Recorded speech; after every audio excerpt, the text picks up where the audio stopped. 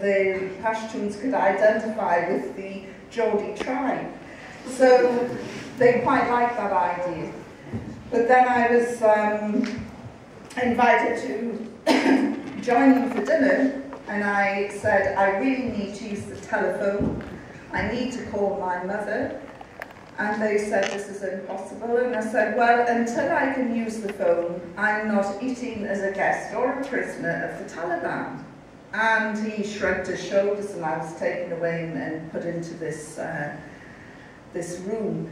Now, you would think that the most evil, brutal regime in the world couldn't care less whether I ate or not, but they really got upset. Every morning, noon and night, they would come in with a jug of water and a bowl, and they would wash my hands. And in their broken English, they would say, eat, and I would go, telephone, and they would no, and I'd say, take the food away. On the third day, they brought in the cook, a little old wizened man with one long black tooth in the middle of his mouth, face like leather, and he's standing there, and the translator, Hamid, who they brought in, he said, tell this man why you won't eat his food. And he's looking at me, and his hands are outstretched, and he's pleading, and a great big tear came rolling down his face. And I thought, what don't these people understand about their job description? They're evil, they're brutal, they're the Taliban regime. What's going on here? A few hours later, a doctor came in, and he checked my eyes, my mouth, my pulse, started taking my blood pressure, took my temperature, and I thought, they do this, don't they, on death row in Texas? For some reason, they like to make sure you're fit and healthy before they put you in the chair and flick the switch. And I thought, this is what this guy's doing. He's going to give me a clean bill of health, and I'm going to be put outside and then against a firing squad. But something troubled him about my blood pressure, and he took it again, and I said, I have high blood pressure. He trained in Germany, but he had a little bit of English, and he said, no, your blood pressure is normal. I said, how can it be normal? I have high blood pressure anyway, and being captured by the Taliban, it must be through the roof. He said, no, your blood pressure is normal. And he took it again and showed me, and it was normal. I said, well, there you go, 3 days with the Taliban, and you've cured my blood pressure. Thank you very much. The next day, Hamid, the translator, came running in. He went, Madam Ridley, you are famous. And he pulled out the equivalent of the Jalalabad bugle. And it was a big broadsheet paper. Although photographs were banned, there were 2 pictures of me on the front page, identical pictures, I didn't get that. And the headlines went all the way down, and there was a tiny little story at the bottom. And I said, what did the headline say? He said, the headline, it says, the Taliban have cured Yvonne Ridley's blood pressure, and she's very happy. Not the catchiest headline I've read. But, so this is what, this was their style of propaganda that was going out. Now, as I said before, that I had bought into the propaganda that the Taliban was the most evil, brutal regime in the world, and that they hated women. And in truth, I didn't think I was going to survive one night. Every night I would go to bed, and I would think, is this my last night? Every morning I would wake up and think, is this my last day? And I was convinced I was going to be killed. And it didn't matter how nice I would be to these people. If I begged for mercy, they would still kill me. So I just thought, what is the point of being nice? So on the grounds that you don't kiss the hand that slaps you, I thought, I'm going to be the prisoner from hell. Just get it over and done with, accelerate the process, and whatever happens will happen. And so during the so-called interrogations, I would swear, curse, I even spat on one occasion. I was the real prisoner from hell. And their response to this is, why are you angry? You are our guest. We want you to be happy. Why are you shouting like this? And these were some scary-looking men. There was about 8 of them from Kabul that were sent down. And what I didn't realise is someone's piety would often equate with the size of their turban. And these guys all had massive big black turbans. You know, if they went like that or like that, I thought they'd tip over. And they had huge black beards and they looked terrifying. And when they came into the room, they would sit down in a semicircle, and Hamid, the boy who had the misfortune to speak English, Urdu and Pashto, he was in the middle answering and responding to what was happening.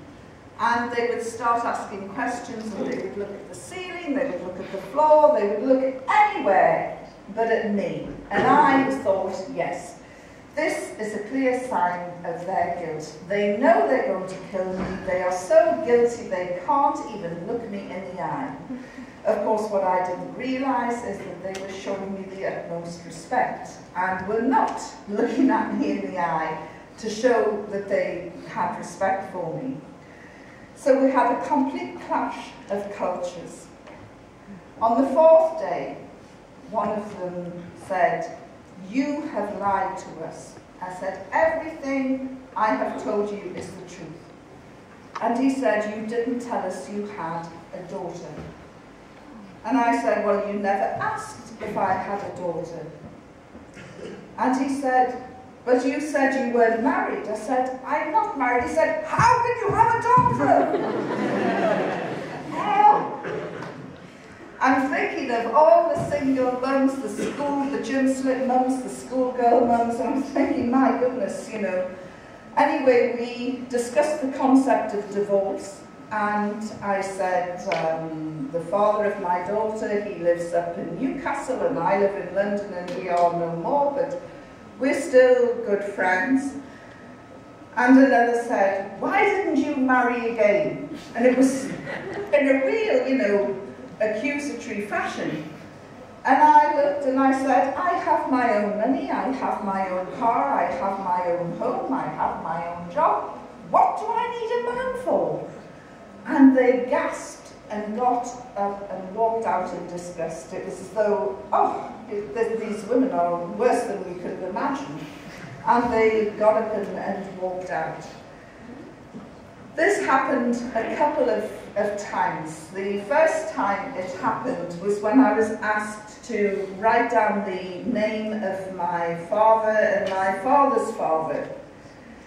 And my father's name, Alan Ridley. My father's father, but my grandfather, I only knew as Old Man Ridley. He was only ever referred to as that. He died long before I was born. I don't know what on earth he got up to, but nobody ever talked about him. He was a real black sheep of the family. So I just put down Mr. Ridley. And this was picked up after about 3 days, and one of them said, "Your father's first name is this. What is your father's first name?" And I thought, do I blag it and lie? And then I thought, well, how good is Taliban intelligence? Maybe they know his name. I don't. You just don't know. So I thought, I'll just have to tell the truth. And I said, "I don't know his first name." They were so disgusted. What sort of woman is this? She doesn't know her father's father? How? And they got up and walked out, and Hamid explained to me that he could trace his ancestors right back to the time of the Prophet Muhammad, peace be upon him. And here I couldn't even tell them who my grandfather was, so this was a big shame and a big dishonour in his country. So that was quite interesting. On the 6th day, Hamid came to see me, and he was shaking a little, and he seemed really upset, and he said, "You have a very important visitor. Please, Madam Ridley, please, please, be nice." be respectful. And I said, well, who is it? He said, he's very important. And I'm, well, who is it? He said, please just be respectful. I am the one who has to translate your angry words. Think of me and be respectful. And I'm thinking, who is it? You know, is it Mullah Omar? Is it Bin Laden? Who's coming in through the door? And he just said, please be respectful. And he went out, and he returned about 15 minutes later, and they knocked on the door. Although I was the prisoner, I had the key. So I unlocked. This was not Guantanamo. So I unlocked the door. And there, standing in front of me, was a man who made my blood run cold. I had avoided talking about religion for 6 days, and there in front of me was this religious cleric. Furthermore, he wasn't like any of the other Afghans that I had seen. Most of them were wearing trousers that were above their ankles. This man had a long, immaculate ivory gown which covered his feet. He had a big ivory turban. His beard was quite modest by Taliban standards, light brown eyes, and he had beads and a serene smile on his face, but there was something else about him, and it really freaked me out. And I'm looking closely at him. He had a light on his face, but the light wasn't shining on his face, it was shining out of his face. I now know that this is called the nur, the natural light which emanates from particularly pious, practicing Muslims. And I have seen nur on people's face since, now that I know what it is, but never to this degree and intensity. And as I say, it really freaked me out, thinking, what's this light on his face? How is that light coming out? And is he wearing makeup? So I stood back and invited him in, and he sat down and Hamid did the translating, and he started. His opening line was, "What religion are you?" And I thought, well, here we go. I said, "I'm a Christian." And he said, "Yes, but what sort of Christian? Are you a Roman Catholic? Are you a Protestant?" I said, "I'm a Protestant from the Church of England." He said, "And what do you think about Islam?" Well, in truth, I only knew a little bit about Islam, and as you find out, it was very, very little, and most of it inaccurate.